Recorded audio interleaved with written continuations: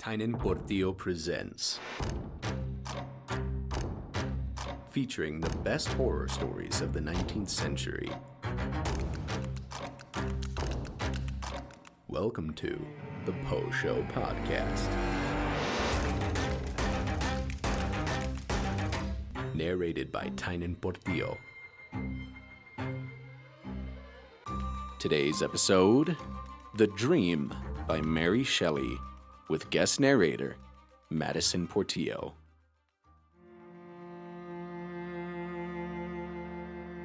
Chi dice mal d'amor, dice una falsità. Italian song.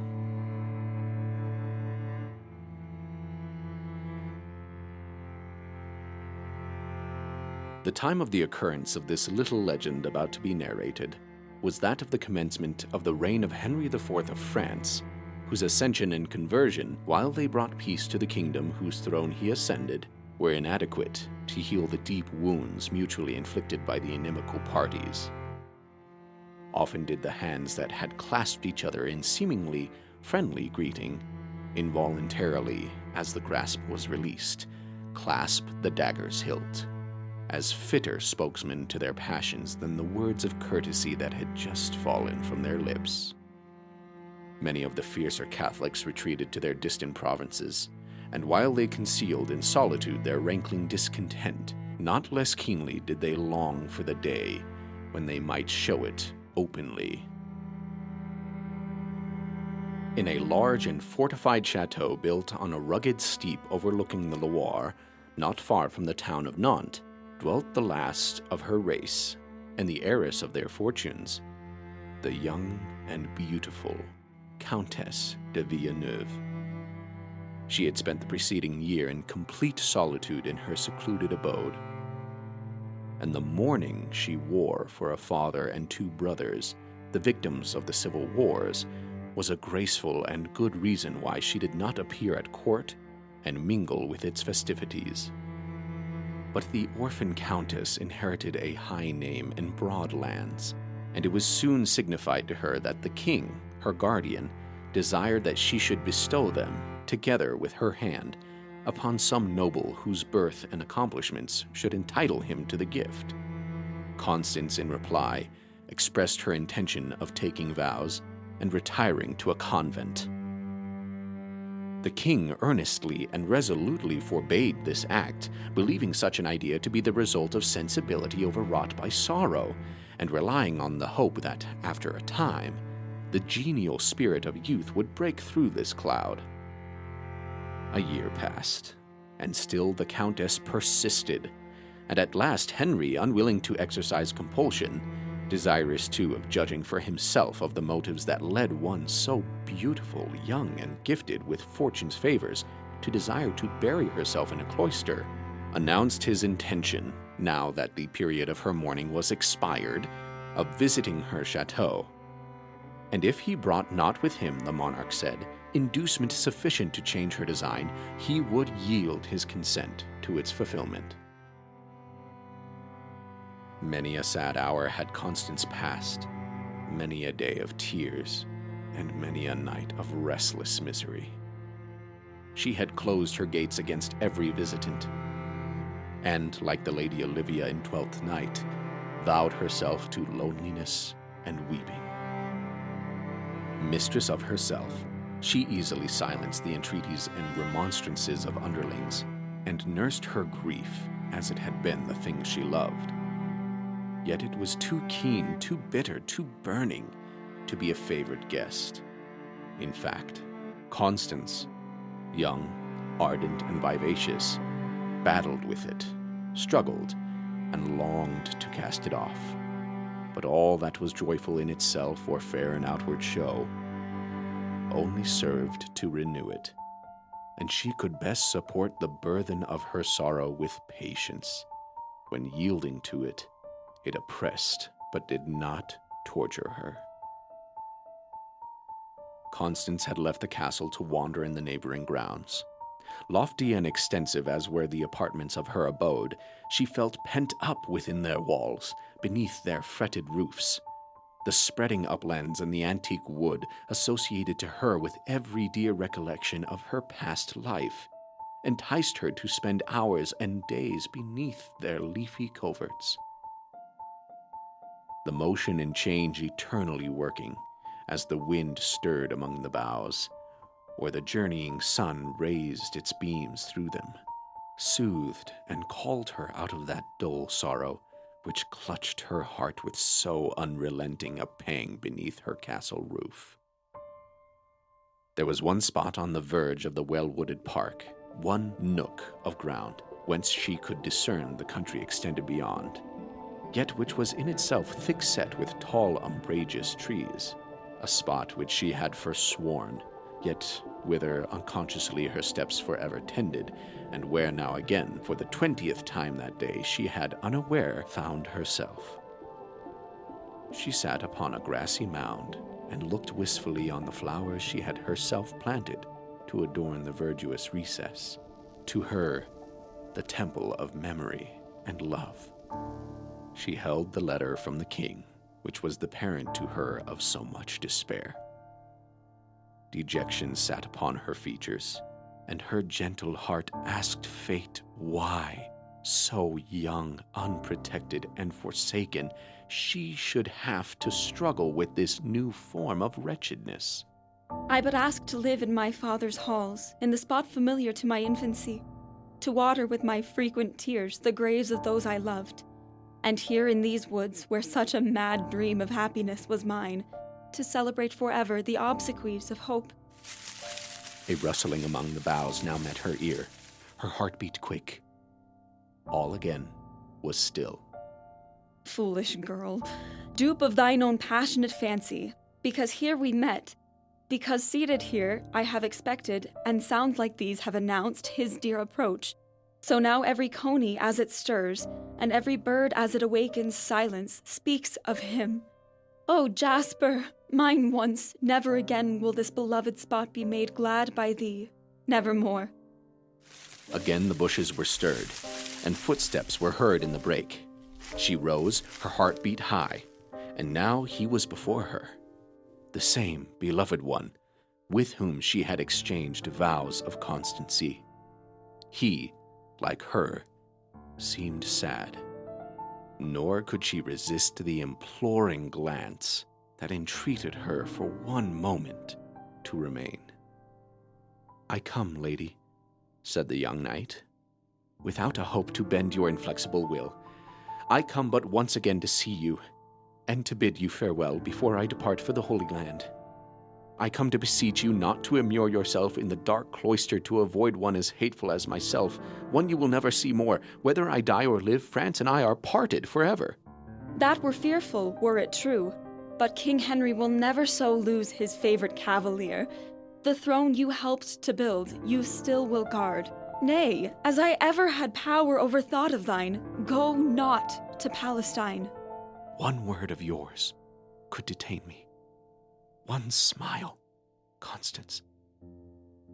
And the youthful lover knelt before her. But her harsher purpose was recalled by the image once so dear and familiar, now so strange and so forbidden. Linger no longer here. No smile, no word of mine will ever again be yours. Why are you here? Here where the spirits of the dead wander, and claiming these shades as their own, curse the false girl who permits their murderer to disturb their sacred repose. When love was young and you were kind, you taught me to thread the intricacies of these woods. You welcomed me to this dear spot, where once you vowed to be my own, even beneath these ancient trees. A wicked sin it was to unbar my father's doors to the son of his enemy, and dearly is it punished. The young knight gained courage as she spoke, yet he dared not move, lest she, who every instant appeared ready to take flight, should be startled from her momentary tranquility. But he slowly replied, "Those were happy days, Constance, full of terror and deep joy, when evening brought me to your feet. And while hate and vengeance were as its atmosphere to yonder frowning castle, this leafy starlit bower was the shrine of love. Happy? Miserable days when I imagined good could arise from failing in my duty, and that disobedience would be rewarded of God. A sea of blood divides us forever. The dead and the beloved stand even now between us. Their pale shadows menace me for listening to their murderer. That am I not. Behold, Constance, we are each the last of our race. Death has dealt cruelly with us, and we are alone. It was not so when first we loved. When kinsman, brother, nay, my own mother breathed curses on the houses of Villeneuve, and in spite of all, I blessed it. I saw thee, my lovely one, and blessed it.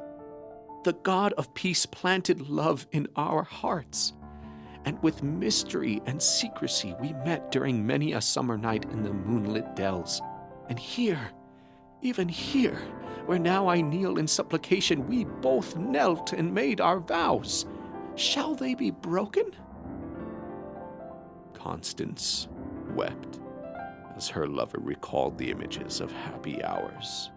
Was it for us to talk of love and happiness when war and hate and blood were raging around?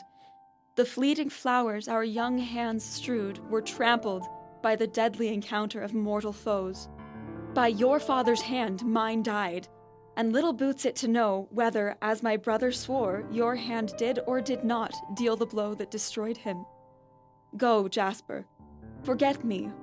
Under the chivalrous and gallant Henry, your career may be glorious, and some fair girl will listen, as I once did, to your vows, and be made happy by them.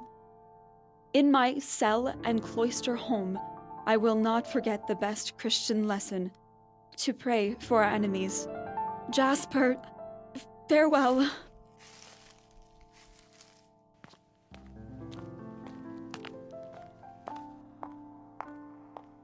Once within the seclusion of her own apartment, she gave way to the burst of grief that tore her gentle bosom like a tempest. For hers was that worst sorrow which taints past joys, making remorse wait upon the memory of bliss. Suddenly, a thought darted into her mind. She called hastily for her attendant. Manon, didst thou ever sleep on St. Catherine's couch? Manon crossed herself. Heaven forfend! None ever did but two. One fell into the Loire and was drowned. The other only looked upon the narrow bed and returned to her own home without a word. It is an awful place, and if the votary have not led a pious and good life, woe betide the hour when she rests her head on the holy stone. Constance crossed herself also. I will sleep on that couch tomorrow night. Dear my lady, the king arrives tomorrow. The more need that I resolve. It cannot be that misery so intense should dwell in any heart and no cure be found. I had hoped to be the bringer of peace to our houses, and is the good work to be for me a crown of thorns? I will rest tomorrow night on St. Catherine's bed, and if the saint deigns to direct her votaries in dreams, I will be guided by her, and, believing that I act according to the dictates of heaven, I shall feel resigned even to the worst. The king was on his way to Nantes from Paris. Before dawn, a young cavalier was introduced into his chamber. The knight had a serious, nay, a sad aspect, and all beautiful as he was in feature and limb, looked wayworn and haggard. He stood silent in Henry's presence, who turned his lively blue eyes upon his guest, saying gently, "So, thou foundest her obdurate, Jasper?" "I found her resolved on our mutual misery. Alas, my liege, it is not, credit me, the least of my grief that Constance sacrifices her own happiness when she destroys mine." "And thou believest that she will say nay to the gaillard chevalier whom we ourselves present to her?" "Oh, my liege, think not that thought. It cannot be. My heart deeply, most deeply thanks you for your generous condescension, but she whom her lover's voice in solitude, whose entreaties when memory and seclusion aided the spell, could not persuade, will resist even your majesty's commands. She is bent upon entering a cloister, and I, so please you, will now take my leave. I am henceforth a soldier of the cross. Jasper, I know women better than thou. It is not by submission nor tearful plaint she is to be won. The death of her relatives naturally sits heavy at the young countess's heart, and nourishing in solitude her regret and her repentance, she fancies that heaven itself forbade your union. Let the voice of the world reach her, the voice of earthly power and earthly kindness, the one commanding, the other pleading, and both finding repose in her own heart, and she will be yours. And now to horse. The morning wears, and the sun is risen. The king arrived at the bishop's palace, and it was afternoon before the monarch proceeded to where the Chateau Villeneuve was situated. The young countess received him at the gate. Henry looked in vain for the cheek blanched by misery, the aspect of downcast despair which he had been taught to expect. Her cheek was flushed, her manner animated, her voice scarce tremulous.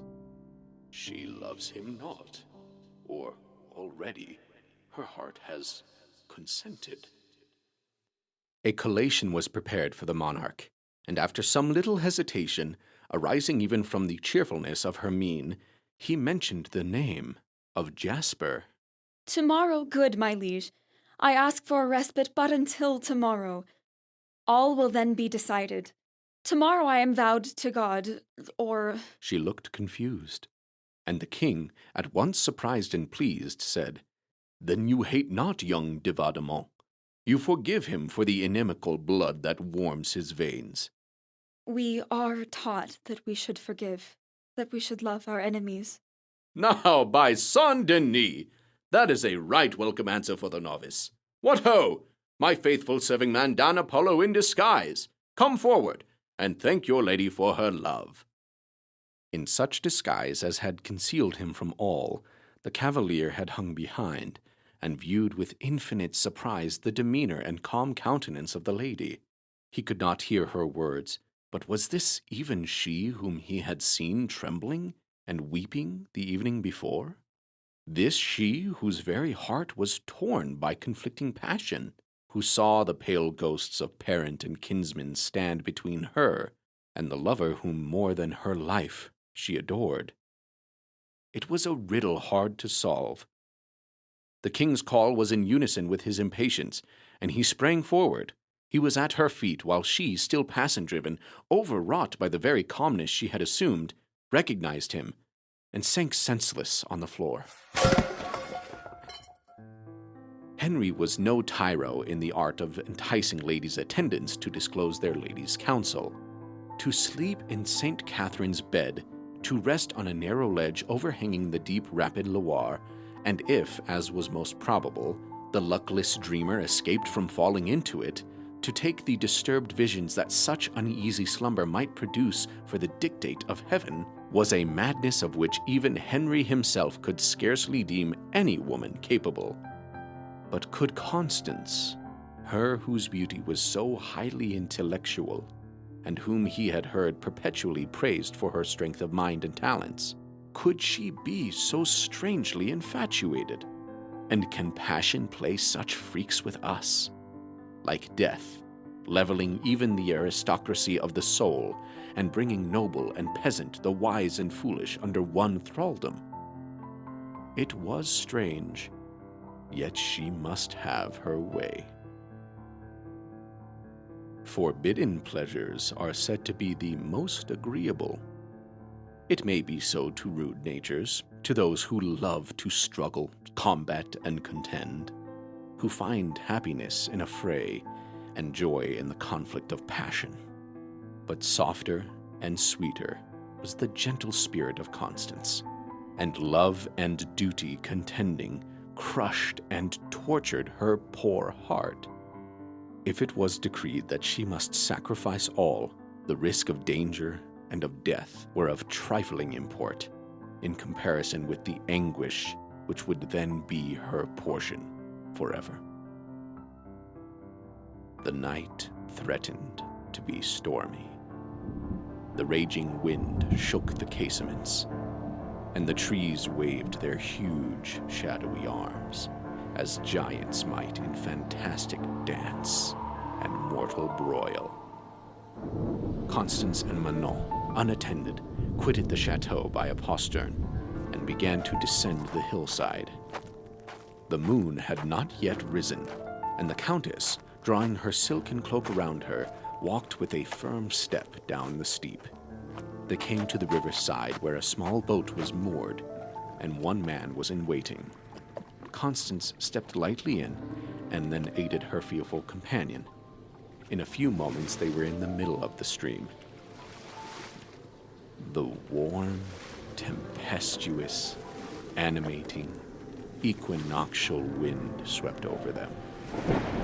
For the first time since her morning, a thrill of pleasure swelled the bosom of Constance. It cannot be She thought. that heaven will forbid me to love one so brave, so generous, and so good as the noble Jasper. Another I can never love. I shall die if divided from him. And this heart, these limbs so alive with growing sensation, are they already predestined to an early grave? Oh no, life speaks aloud within them. I shall live to love. Do not all things love? The winds as they whisper to the rushing waters, the waters as they kiss the flowery banks, and speed to mingle with the sea. Heaven and earth are sustained by and live through love, and shall Constance alone, whose heart has ever been a deep, gushing, overflowing well of true affection, be compelled to set a stone upon the fount to lock it up forever? Manon caught her arm. Lady, look! It comes! Yet the oars have no sound. Now the Virgin shield us. Would we were at home! A dark boat glided by them. 4 rowers, habited in black cloaks, pulled at oars which gave no sound. Another sat at the helm. Like the rest, his person was veiled in a dark mantle, and though his face was turned from them, Constance recognized her lover. Jasper, dost thou live? But the figure in the boat neither turned its head nor replied, and quickly it was lost in the shadowy waters. How changed now was the fair Countess's reverie. Already heaven had begun its spell, and unearthly forms were around as she strained her eyes through the gloom. Now she saw, and now she lost view of the bark that occasioned her terror. And now it seemed that another was there, which held the spirits of the dead, and her father waved to her from shore, and her brothers frowned on her. Meanwhile, they neared the landing. Her bark was moored in a little cove, and Constance stood upon the bank. Now she trembled, and half yielded to Manon's entreaty to return, till the unwise suivante mentioned the king's and de Valdemont's name, and spoke of the answer to be given tomorrow. What answer if she turned back from her intent? She now hurried forward up the broken ground of the bank, and then along its edge, till they came to a hill which abruptly hung over the tide. A small chapel stood near. With trembling fingers, the Countess drew forth the key and unlocked its door. They entered. It was dark, save that a little lamp, flickering in the wind, showed an uncertain light from before the figure of St. Catherine. The 2 women knelt. They prayed, and then rising, the Countess bade her attendant good night. She unlocked a little low iron door. It opened a narrow cavern. The roar of waters was heard beyond. Thou mayst not follow, my poor Manon. This adventure is for me alone. The Countess pursued her way, groping in the dark, through the narrow, tortuous passage. She reached an open cavern in the overhanging hill's side, looking over the rushing tide beneath. She looked out upon the night. The waters of the Loire were speeding, as since that day have they ever sped, changeful, yet the same.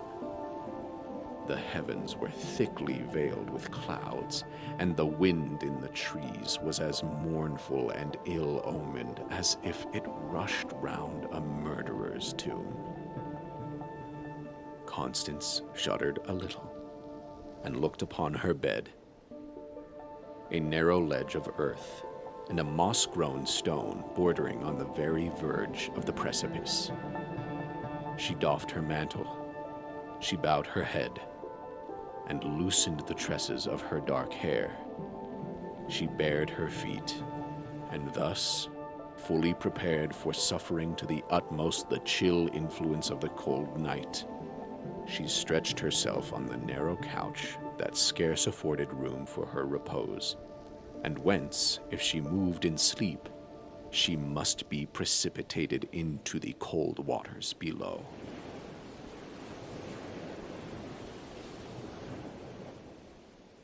At first it seemed to her as if she should never sleep again.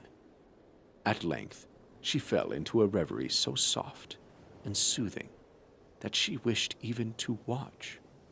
And then by degrees her senses became confused, and now she was on St. Catherine's bed, the Loire rushing beneath, and the wild wind sweeping by, and now, oh whither, and what dreams did the saint send to drive her to despair, or to bid her be blessed forever? Beneath the rugged hill upon the dark tide, another watched, who feared 1,000 things, and scarce dared hope. He had meant to precede the lady on her way, but when he found that he had outstayed his time, with muffled oars and breathless haste he had shot by the bank that contained his Constance, nor even turned at her voice, fearful to incur her blame and her commands to return.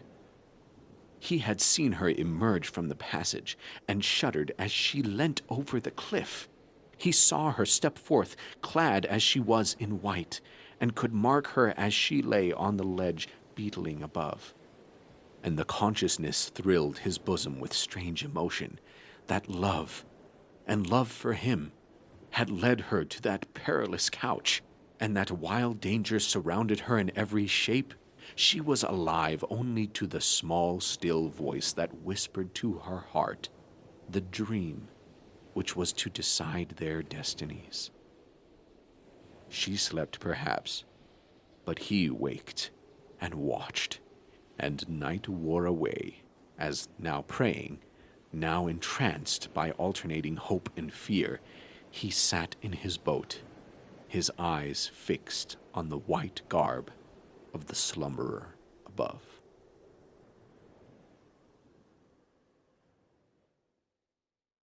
Morning.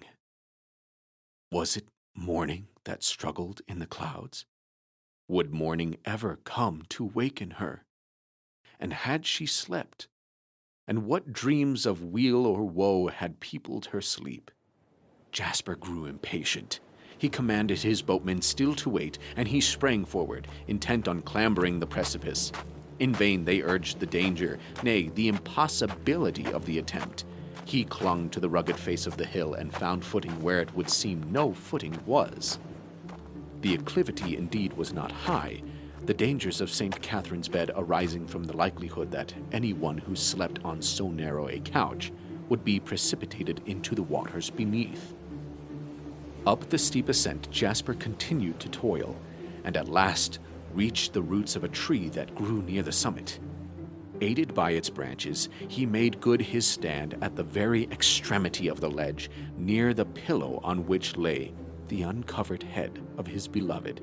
Her hands were folded on her bosom. Her dark hair fell round her throat and pillowed her cheek. Her face was serene. Sleep was there in all its innocence, and in all its helplessness. Every wilder emotion was hushed, and her bosom heaved in regular breathing. He could see her heart beat as it lifted her fair hands crossed above. No statue hewn of marble in monumental effigy was ever half so fair, and within that surpassing form dwelt a soul, true, tender, self-devoted, and affectionate as ever warmed a human breast. With what deep passion did Jasper gaze, gathering hope from the placidity of her angel countenance. A smile wreathed her lips, and he too involuntarily smiled as he hailed the happy omen. When suddenly her cheek was flushed, her bosom heaved, a tear stole from her dark lashes, and then a whole shower fell, as starting up she cried, "Oh, he shall not die. I will unloose his chains. I will save him." Jasper's hand was there. He caught her light form ready to fall from the perilous couch. She opened her eyes and beheld her lover, who had watched over her dream of fate, and who had saved her. Manon had also slept well, dreaming or not, and was startled in the morning to find that she waked surrounded by a crowd. The little desolate chapel was hung with tapestry, the altar adorned with golden chalices. The priest was chanting mass to a goodly array of kneeling knights. Manon saw that King Henry was there, and she looked for another whom she found not, when the iron door of the cavern passage opened, and Jasper de Vaudemont entered from it, leading the fair form of Constance, who in her white robes and dark disheveled hair, with a face in which smiles and blushes contended with deeper emotion, approached the altar, and kneeling with her lover, pronounced the vows that united them forever. It was long before the happy Jasper could win from his lady the secret of her dream. In spite of the happiness she now enjoyed, she had suffered too much not to look back even with terror to those days when she thought love a crime, and every event connected with them wore an awful aspect. Many a vision, Manon said, she had that fearful night. She had seen the spirits of her father and brothers in paradise. She had beheld Jasper victoriously combating among the infidels. She had beheld him in King Henry's court, favored and beloved. And she herself, now pining in a cloister, now a bride, now grateful to heaven for the full measure of bliss presented to her, now weeping away her sad days, till suddenly she thought herself in Paynim land, and the saint herself, Saint Catherine, guiding her unseen through the city of the infidels. She entered a palace, and beheld the miscreants rejoicing in victory, and then descending to the dungeons beneath, they groped their way through damp vaults and low, mildewed passages to one cell, darker and more frightful than the rest. On the floor lay one with soiled and tattered garments, with unkempt locks and wild matted beard. His cheek was worn and thin, his eyes had lost their fire. His form was a mere skeleton. The chains hung loosely on the fleshless bones. And was it my appearance in that attractive state and winning costume that softened the hard heart of Constance? Asked Jasper, smiling at this painting of what would never be. Even so, for my heart whispered that this was my doing. My heart never warmed to my living happy night as then it did to his wasted image in visions of night. A veil fell from my eyes, a darkness was dispelled from before me. Methought I then knew for the first time what life and what death was. I was bid to believe that to make the living happy was not to injure the dead, and I felt how wicked and how vain was that false philosophy, which placed virtue and good in hatred and unkindness. I would loosen your chains and save you, and bid you live for love. I sprung forward, and the death I deprecated for you would, in my presumption, have been mine. But then your arm was there to save me, your dear voice to bid me be blessed forevermore.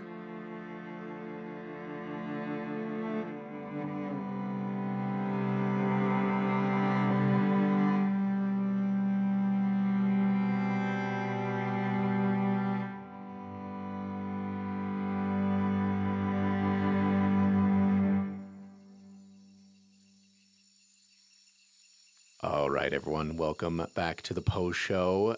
Wanted to do a special little episode for Women's History Month, and I have here our guest narrator, my lovely, beautiful, amazing wife, Madison Portillo. Madison, how you doing? You're so sweet. I'm doing good. How are you? I'm doing okay. I'm good. Okay. So thank you so much for doing this episode with me and for supporting me in everything that happens on this podcast, because your support and your ideas, really help me. For anyone who doesn't know, actually, I got the name of the Poe Show from Madison. She's like, oh, it's one of those alliteration things where it's like it kind of rhymes, so that's something that sticks in people's heads. And she's helped me so much in crafting so many ideas for this podcast. I can't even remember all of the things that you have told me to do with this podcast or to try. And I don't know. We talk about it a lot. And so it's just like always bouncing things off of each other, which is nice. yeah. First of all, Mary Shelley is a wonderful writer. She wrote Frankenstein on a dare. Yeah. I had no idea that she also wrote a princess love story. It was really cool to find that out. This story was actually a recommendation from Madison's mother, my mother-in-law. She was talking about other stories that Mary Shelley had written for Women's History Month. But are there any other female authors that you happen to really like right now, or any favorites? So I've been frequenting book talk recently. So recently I've been reading, I've been joining the masochists, aka the fans of Sarah J. Maas's books. Oh. That's what they call themselves, are masochists. I was going to say, that's news to me. And so I'm finishing up A Court of Silver Flames from the ACOTAR series. And so that's been a good read, and I have a lot of respect for her and how she's built this world and how she's found these ways to make supposedly all of the series that she's written intertwine with each other. I guess they're all part of the same universe and crossover between each other, and characters from one will show up in the other despite them seeming like they're in totally different universes. She makes some crossovers. That's really cool. And then my favorite author is Tahereh Mafi, who wrote Shatter Me. That is my favorite book of all time. And yeah, I obsessively read all of the books in that series. I reread them probably every year. She's actually got me reading the first one right now. I read it about a chapter a month, I think. I'm trying to read more, but a lot is going on. Well, you're not right as into now. as into the fiction thing. You're more into nonfiction kinds of works. That's true. Unless it's like Edgar Allan Poe. Sure, the classic stuff. You like the classic stuff and the nonfiction stuff, and so you don't really read much modern fiction stuff, at all. Yeah. Well, I remember when I was a teenager, I read the Ravagers series, starting with Steelheart. I fell in love with Steelheart. I couldn't put it down. Did you ever watch the Ella Enchanted movie? Ella Enchanted movie? Oh. Yeah, Ella Enchanted. It was Anne Hathaway when she was younger, and she has to always obey everything that she's told to do because she's cursed. So that book, it's based on a book, and it's a really bad movie adaptation. Oh. It is not anywhere near what the book is. The book is a million times better. But that's by Gail Carson Levine. And Gail Carson Levine also wrote a book called Ever. And that was my thing that got me into reading when I was a kid. I was obsessed with this book. It was Greek mythology. I loved it. I loved this book. And so that got me into reading fiction stuff. And I kind of have been a reader ever since. I dropped out for a little while. And then I read the Uglies series, which is not written by a woman. What did you like about this story, or what did you not like about it, especially coming from Mary Shelley, where, everyone has to read Frankenstein in high school, and it's nothing like the Frankenstein that we know now, where it's all about, and first of all, again, Frankenstein is the doctor. It's Frankenstein's monster. Yeah. But that book is so influential in Gothic tales ever since it was published. But I think that it's also like the only thing that Mary Shelley is truly known for, where she was a lifelong writer for many things. But what did you like or not like about this story? And did you have any expectations going into it that were thwarted or fulfilled? First, I didn't have to read Frankenstein when I was in high school. I never read that book. Like I feel like I missed out on something. I probably should go back and read it, but like I've actually never read that one. But I think because of like all of these like film adaptions of it and everything, I had this expectation of it being of the dream being very different.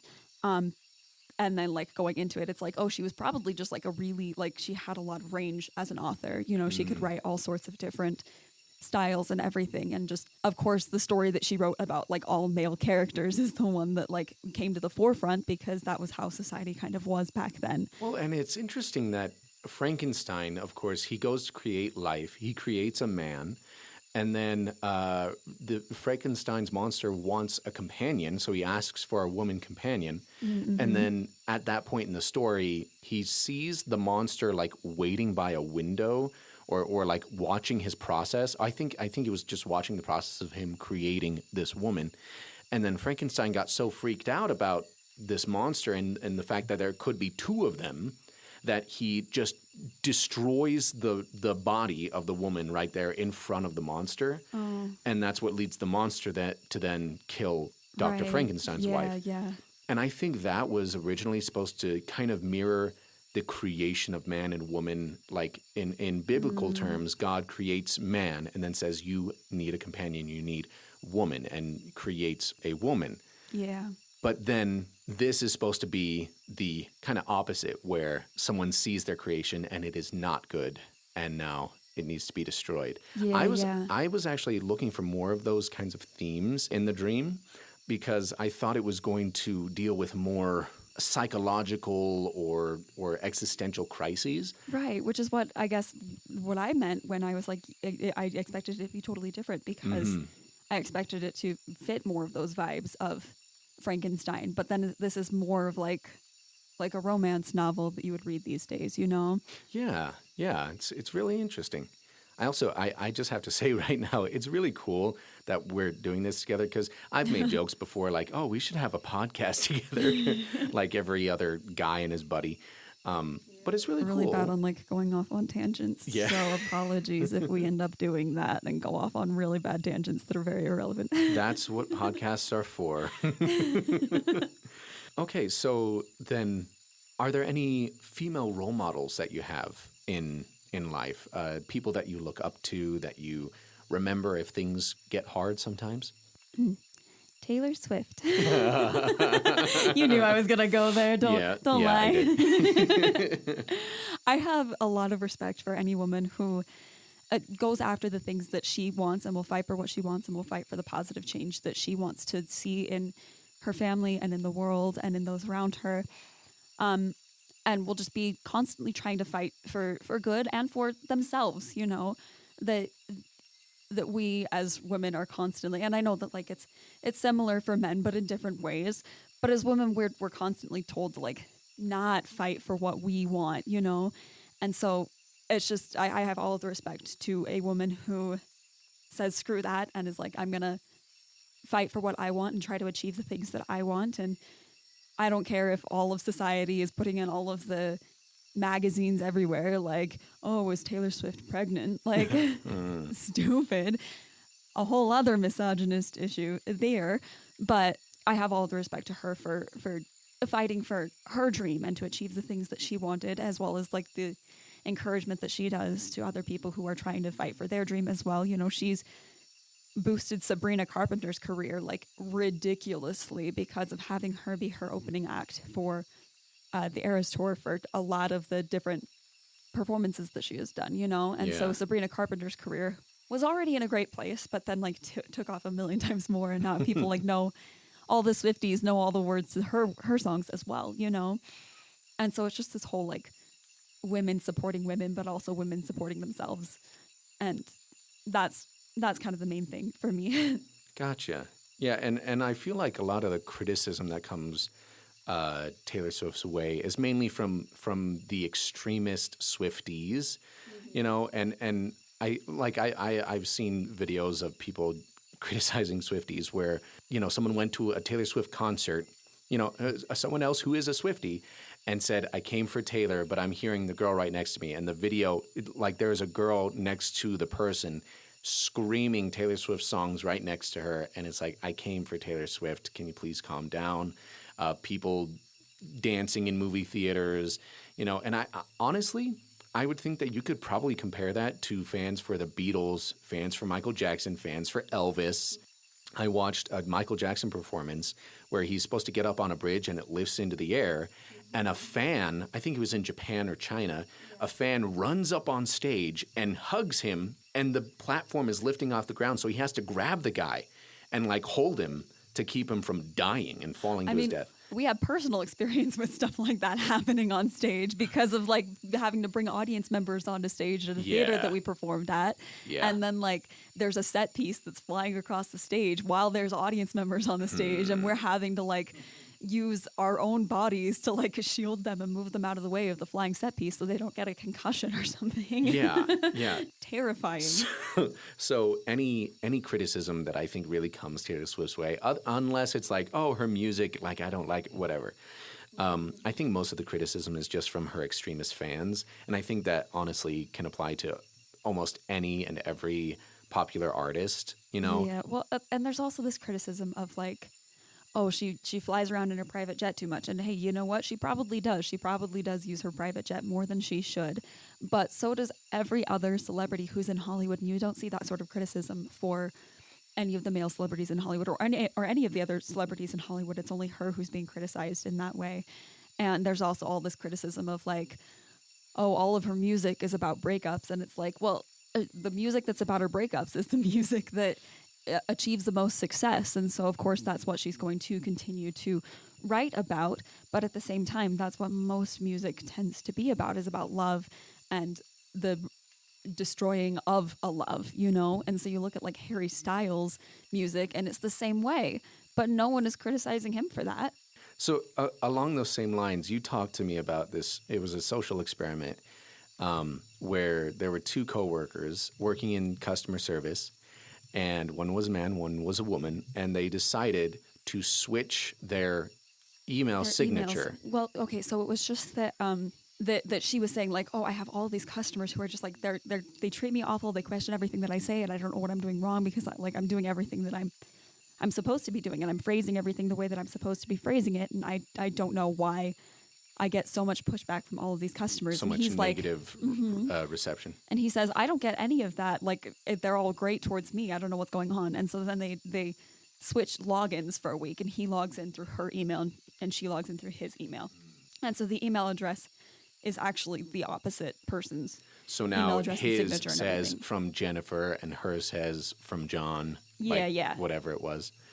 And at the end of the week, you said that the man was extremely surprised and had the most negative pushback. Yeah, and she says, I had the most chill week of my life. Yeah. That's an interesting experiment to me. Obviously, I don't know where it comes from, and we don't have like data to look at. Right, and that's the thing, is that it wasn't like an official like in lab experiment. It was just like something that a couple of coworkers wanted to try, and then they shared the story after. Right. So we're not saying anything like concrete right here, but I just think it's interesting to think about, do more men or more women receive more negative emotional confrontation? Like, as it is shown that with mothers, for instance, and children will be, what was it? I think it was over 300 times more negative when interacting with their mother versus with dad.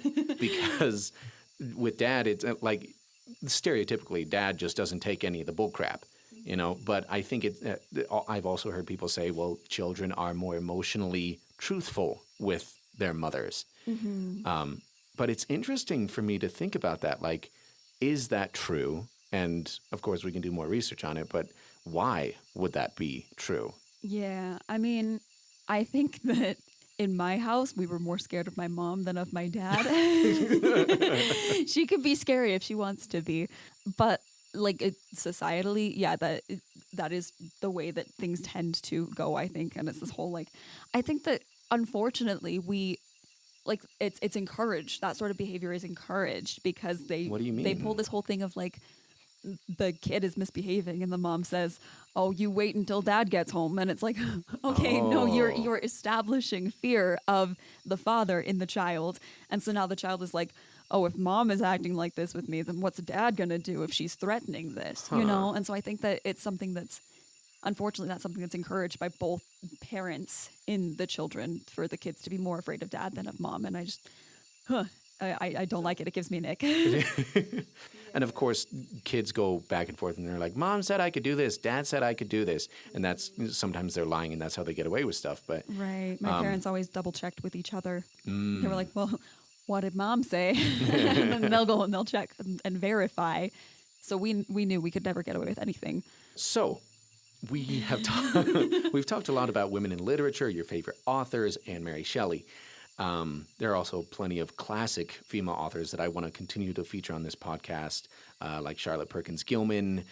She did the Yellow Wallpaper that's featured on here. I would love to feature many other female authors because I feel like we also think, oh, there weren't that many. There were a lot of classic female authors. That's how they snuck into the industry. Well, they also snuck in by using male author names. And so there might even be more than we know that there are because there might be some that are like written under a male name and we still haven't figured out to this day. It actually was a woman the whole time. Vernon Lee was a female author. Oh, yeah. And I never knew that.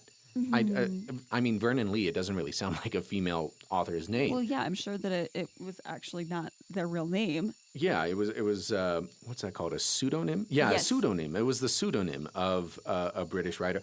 Violet Paget. That was her real name. Violet Paget. Wow, okay, yeah.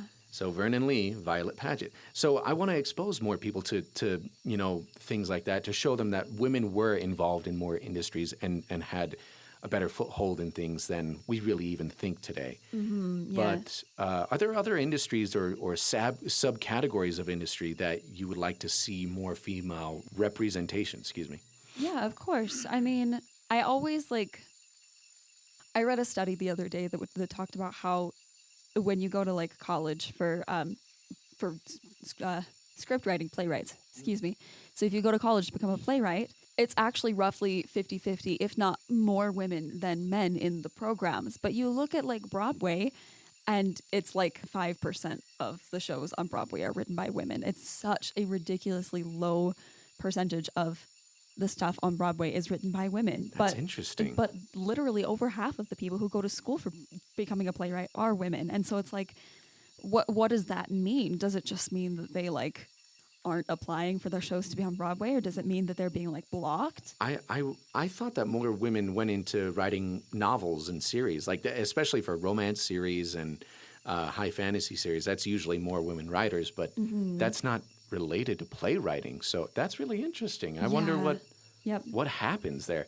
Maybe they go into other categories of the industry. Like I've known plenty of women who were stage managers on Broadway, that I've worked with. And it's like, that's how they get in. And all of the costumers are women. And well, like all of the dressers, I guess I should say, are women. There's a lot of costumers who are men on Broadway. And like most of the people who do wigs on Broadway are men. This is just the industry that I like know the most about. And so this is what I can say. And what I can say the most about is that like, yeah, there should be more female playwright representation, because you look at a musical like Six, the musical, which has achieved massive success and is an all-female team. And I think that that's just like the most extraordinary thing ever, that like this musical has like hit home with so many women. And it's beautifully done, and they have like an all-female band on the stage, which is so cool. I love them. What I really like about that is that it's a new project. It's so good. It doesn't like what have you said before, like with big movie franchises or TV shows where they just swap the gender of the characters. You say, I don't want sloppy seconds. I don't remember the exact word that I've been using of a male franchise. And so I don't want Indiana Jones to become a woman. I don't want that franchise. I don't care. I don't care if Star Wars becomes the woman's franchise. I think that like there's a lot of really good female characters that are in the Star Wars franchise, and there always has been from day one because of of course, characters like Princess Leia. And so there's plenty of room in the Star Wars franchise for women, but I'm not here like, oh, I really want the next Star Wars movie to be starring a woman. I'm good either way with whatever the next Star Wars movie is about. I want my own franchise and to just be like, So I it want seems- Barbie, you know? Yeah. Yeah. So does it seem low effort to you? Yeah. Yeah, Okay. it feels insulting for sure. Gotcha. Yeah.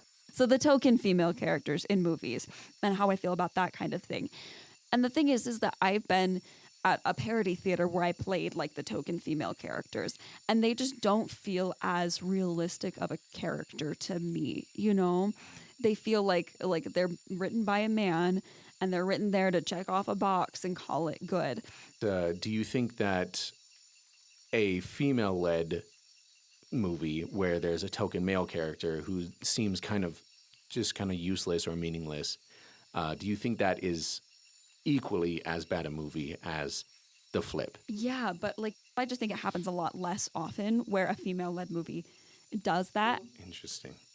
For this story, for the dream, because we kind of derailed, were there any themes or ideas in this story that really caught your eye, that were important to you, or that spoke to you even? Yeah, so it felt like the whole story was kind of like I was really impressed with the theme of her talking with the king. It was very much this moment of like she gets to choose what she's gonna do, and she probably was just so like forward about it and like so like strong of a person that she like the king knew that he wasn't gonna be able to influence her to do anything, you know. And so it's like it was really impressive to me that like during a story that was written way back then, the king is talking to this woman and is letting her make her own choice for her life on whether she wants to get married to this guy or what was the other option, join a convent. He's just like, okay, she's gonna make her own choice with this and like is gonna respect that. And so I loved that part of the story and that whole thing, as well as I loved the theme of like depression and recovering from that, recovering from loss. And I thought that was just like a beautiful thing to have as part of this story and to be like, yeah, it's gonna take time and she's sometimes in a good place and she's sometimes in a bad place, and that's just how it goes with loss. Yeah, I'll say about this story, I really loved this story that it focuses on love. It focuses on Constance and her struggle to be okay with her love, to be okay with being with this partner of hers. And I love that it, while also being a great narrative in and of itself, it also does help to show that women have power, that they can have the ability to choose, and that if anything, that is the most power that you can have in a situation is to be able to choose what's best for you.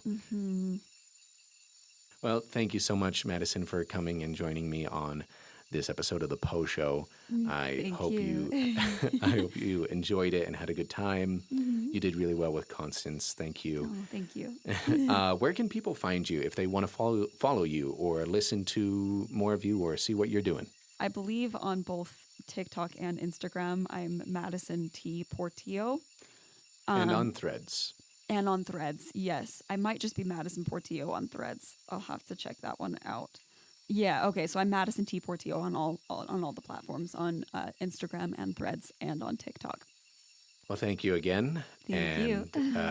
I guess we'll maybe see you in another episode. I don't know if you want to come back. I'll have to think about that. You were actually on another episode I for this podcast. I just said like one line. But yeah. For the Ghost Summons. Thank you for doing that as well. Yeah.